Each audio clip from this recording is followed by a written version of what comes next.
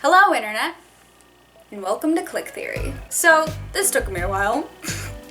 My bad. It's been a very chaotic, very busy year for me, but we're finally here. I originally intended to have this out for Tyler's birthday, but that didn't end up working out. Regardless, happy belated birthday, coward.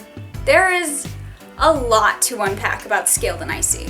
And this video is just gonna barely scrape the surface with a little analysis of something that came up in conversation during the live stream I did over the summer to talk about the album. Because I haven't been able to stop thinking about it since. But it wasn't until fairly recently that I made a connection about this theory in particular, and I've been dying to share it with you guys.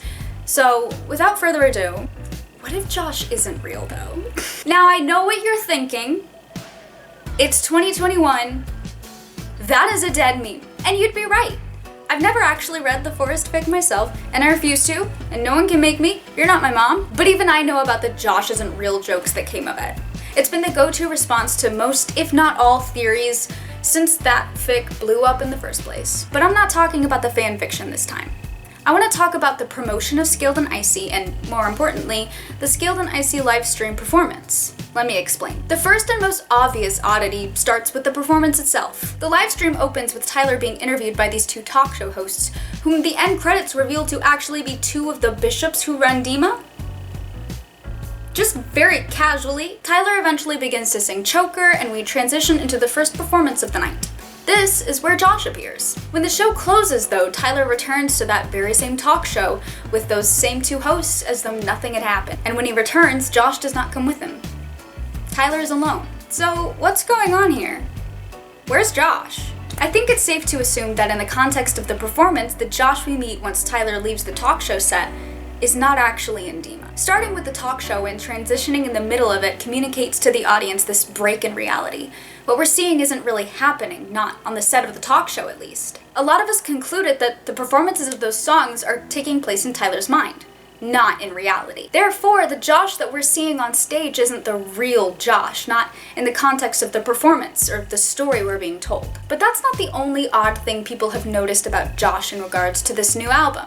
It was actually brought to my attention during the live stream I did that in almost every promotional photo taken for Scaled and Icy, Josh, who is usually found standing on Tyler's left, has been moved to Tyler's right. This little detail, which is little, all things considered, but just little enough to make it feel purposeful, led us down an interesting rabbit hole. There are a couple things I want to bring up that make this change intriguing. First, I want to return to the phrase "east is up." If you're looking at a compass, disregarding what direction the arrow was pointed at the time, the direction of east is going to be on the right side and west on the left. So Josh is standing on the east now, right?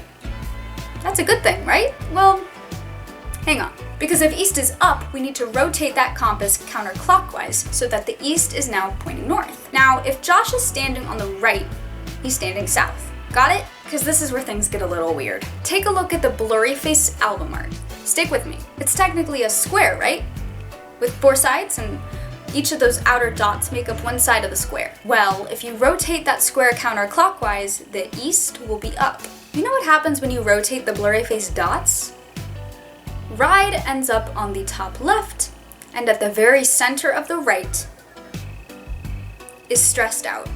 Now, what is so significant about Stressed Out? Besides a lot, Stressed Out is the song where we were formally introduced to Blurryface as a character. My name's Blurryface, and I care what you think. This was the very first time on the album that Blurryface had been named and we heard him speak. This is the side that Josh has been standing on. What this leads me to believe is that not only was the Josh we saw in the live stream performance not the real Josh, neither is the one we see in all of those promotional photos. Josh is not in Dima, but Tyler is. This idea can be found in the music videos too. Take a look at the Choker video. I found it really strange to watch Josh chase down and eventually literally capture Tyler at the end, but if you think of that Josh as being less Josh Dunn and more a bishop, and you compare that chase sequence to the chase at the end of the jumpsuit video, it makes a lot more sense. This realization made a massive impact on how I read the lyrics to Choker and the whole album, frankly. Lines like "nobody's coming for me" make me think less about the bishops and more about the banditos. Josh isn't here to rescue him this time. But why? Now this is where I want to talk about the influence of the pandemic on the writing of Scaled and Icy, because I do think that it had a massive impact on the story we're being told. Now when you hear Banditos, do you think of the Clique? Because I do. I think of the Clique, the band, the band's loved ones, the whole pride that Tyler tells us he leans on. Who was the most absent from Tyler's life during lockdown? Us. The Clique. And Josh. Think of the level of concern videos and the making of both that song and this album. Tyler and Josh were not in the same room for any of it. Josh wasn't there. Physically, Tyler was on his own. Nobody's coming for me. Even if we were all able to communicate online through social media, text, video calls, you and I both know that it's just not the same. Watching a video recording of a show just isn't the same as being present at a live concert. And I think the same can be said for performing in one. We've all been feeling the lack of contact and face-to-face communication, Tyler included. And I definitely think that had a major impact on the story he decided to tell.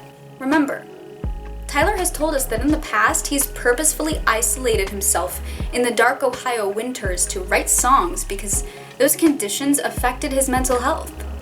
When he did this, he made a choice to isolate. But now, that choice was taken from him. It was made for him. And this was the result.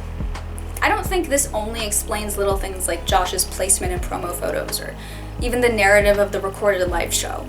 I think you can apply this sentiment to the entire album and it explains a lot. The bitterly optimistic narrative, the mere idea of something being scaled back and isolated. The relatively upbeat sound, and especially the way it's reminiscent of their older music. How Good Day replicates the way they used to open live shows. Leading up to the creation of Trench, we were these faces facing him. But up until fairly recently, and especially during the writing of Scaled and Icy, we weren't facing him at all. The words he wrote bounced off of no one. The banditos he leaned on weren't coming for him, because we couldn't. I believe that's why the Josh we saw in the live stream and in those promo photos isn't the real Josh. Because the real Josh isn't in Dima. Josh is in Bandito. He lives in Trench. And I don't know about you, but I think we're overdue a jailbreak. But hey, that's just a theory. A clique theory. Thanks for watching. What am I doing? Oh man, this is weird. I haven't done this in a really long time and I still don't know how to write a script for my outros. I'm just winging it once more and the camera's shaking. It's fine. Never be fooled. I've never ever had like a super official setup for these videos. I literally have my camera leaned up behind my laptop on a tissue box and an Altoids tin. What's up? I want to promise you that I'm gonna make more videos about Scaled and Icy, but I am not gonna promise that because I don't want to get anybody's hopes up just in case it doesn't happen. As I mentioned at the beginning of the video, my life has been chaos this year, and I quite frankly don't expect that chaos to end anytime soon going into 2022. Hopefully it dies down a little bit. I need a nap. Let me know your thoughts about Scaled and Icy. I know a lot of people, I remember talking about this in the live stream that I did, a lot of people dislike the album, but I feel like it's very much a thing that happens with every album cycle where people miss the old sound and immediately just automatically reject any change whatsoever, even if the change is like low-key, very reminiscent of the old stuff that everybody prefers. It's never not funny to me how contradictory these 21 Pilots hipsters are. But this also applies to every single band or artist in the world. It's nothing new. Anyway, I love this album. I cannot wait to see them. I am constantly thinking about this album and noticing different things every day, and I desperately want to make more videos about it. But again, no promises. We'll see if it happens, and if not, just know that the Clique Theorist is still losing sleep over this band. That will never change. I think this is just my life now. It's just a never-ending crisis about 21 Pilots.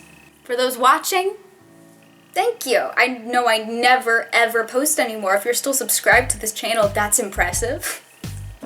I am so sorry that I keep disappearing. It's very 21 Pilots on me though. I just keep going on a new hiatus every video. Thank you for watching. I'll see you, hopefully, in the future. Go listen to Skilled and Icy and cry, because that's what I'm gonna do.